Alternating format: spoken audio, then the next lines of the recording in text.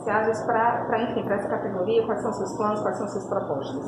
Então, é importante a gente dizer que nós somos uma cidade de principalmente comércio, serviço, né, de prestação de serviço. Os sindicatos comerciários, um sindicato que há muito tempo atua, né, na defesa dos direitos dos trabalhadores do comércio e agora mais do que nunca na questão também da perda dos empregos. Então, assim, nós entendemos que uma das coisas mais importantes que vai acontecer pós-pandemia será a gente reconstruir a economia e recuperar os empregos. E para isso eu vim aqui conversar com eles, quais são as ideias, as sugestões. Nós temos aqui também a participação do DIEESE, que é o Departamento Intersindical que estuda, faz uma análise econômica, com técnicos, com próprios sindicatos comerciários, que defendem os interesses dos comerciários de uma forma geral, para que a gente precise o quê? Nós precisamos, primeiro, entender que é o micro, o pequeno e o médio empresário que promove o grande número de empregos no Brasil. Isso é um dado concreto que a gente precisa levar em consideração. Por isso, nós achamos que a próxima prefeitura ela tem que atuar pesado nessa reconstrução da economia. E isso a gente fala do microcrédito, a gente fala, ou seja, dos investimentos públicos que tem que acontecer nesse setor, ou seja, o acesso ao crédito parte dos micro, pequenos e médios empresários. Porque, assim, lembrando que quando a gente estava no governo, nós fomos a cidade que mais gerou emprego de carteira assinada no Nordeste durante praticamente todo o nosso governo. Isso foi o quê? O acesso ao microcrédito, que chamava Crédito Amigo, que aconteceu com o Banco do Nordeste juntamente com as regionais. Isso fez uma explosão muito importante de pequenos empreendimentos e médios e micro nas periferias da cidade. Então, sim, com a pandemia, claro que houve um arrefecimento, claro que as pessoas perderam, claro que as pessoas viveram com dificuldade. Mas agora, é bom que a gente sempre lembre disso. Acabando o auxílio emergencial, nós vamos nos deparar com o Brasil com 13 milhões de desempregados. Então, a grande tarefa de um governo municipal será participar de forma ativa nos bairros, inclusive, principalmente nos bairros que já existem esses comércios que estão com dificuldades, esses pequenos comércios, para que a gente possa ajudá-los a que eles tenham, de fato, a recuperação e possam promover os empregos. Porque eles, em muitos momentos, são os únicos que têm capacidade real de garantir o empreendimento e o emprego para aquelas pessoas que mais precisam. Então, nós vamos lidar com isso. É bom que as pessoas... Está acabando o auxílio emergencial, daqui a pouco acaba.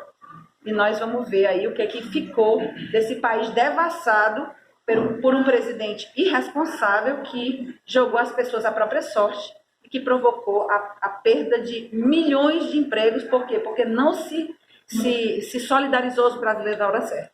O auxílio emergencial de R$600 não era dele, ele não queria nem dar. Depois, quando resolveu dar, era de R$200.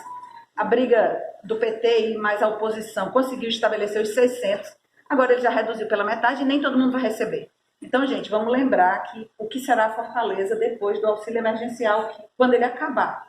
Vai ser uma cidade, vai ter muitos problemas e principalmente o problema do desemprego. Hoje já são 120 mil desempregados.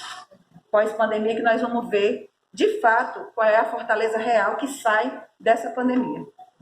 É uma perguntinha agora sobre a pandemia, né? O seu concorrente Sarto aí testou positivo para a Covid. Isso, de algum modo, né, impacta na campanha? Como é que vocês estão tendo essa prevenção para evitar contágios? Luana, a gente precisa lembrar com isso, fica muito claro que o quê? O vírus está circulando. Né? Não só o candidato do governo pegou a Covid, como também a nossa primeira-dama do Estado, né? A esposa do governador Camilo Santana. Então, assim, a gente tem tentado fazer todas essas medidas de prevenção, o distanciamento social, porque ele ainda é presente. É importante que os candidatos entendam isso, né? Sob pena de ficar quarentenados durante o processo eleitoral. Então, a gente está tentando fazer, assim, claro que é uma cidade que pulsa, muita gente teve que ir à própria sorte porque não teve condições de ficar em casa, mas a gente sempre tem dito, nós estamos ainda transitando uma pandemia, não podemos nos responsabilizar pelo recrudescimento da doença aqui. Por isso mesmo, eu penso que temos que tomar cuidado. E nós, do PT, a nossa candidatura tem estritamente buscado de todas as formas seguir, né, isso, porque assim, teve só, por enquanto, sintomas leves, mas quando não for, para você, mas mais do que também para os outros, né? Você não só está se cuidando, mas você também está garantindo a segurança das outras pessoas. Você, por exemplo, que está trabalhando, né? Se nós não tivéssemos com cuidados, assim, você também estaria em risco. Então, isso é uma coisa que a gente sempre tem dito, a gente ficou muito impressionado com determinados momentos, do primeiro momento de campanha, que a gente viu, assim, que havia um certo... As pessoas não estavam entendendo ainda que ainda estavam na pandemia. Então, nós estamos tentando cuidar disso da melhor forma possível, não é fácil uma campanha, que você pressupõe conversar com as pessoas, você não está perto delas, no entanto, eu penso que, na prática, isso significa que você tem que estar, mas tem que, porque assim, o decreto do governador aumentou de 100 para 200 pessoas, que você pode aglutinar, mas só pode, primeiro, com a máscara e com o devido distanciamento social. Eu digo isso porque eu sou pessoa que eu sou vista, porque eu gosto de, assim, de minha expressão da alegria, de otimismo, etc. Tal. E eu não posso manifestar isso por causa da máscara, pelo menos por enquanto. Então, assim, mas é necessário, isso agora é necessário, para que a gente possa passar desse processo, vai passar já já, e nós vamos passar com tranquilidade e com segurança para todo mundo.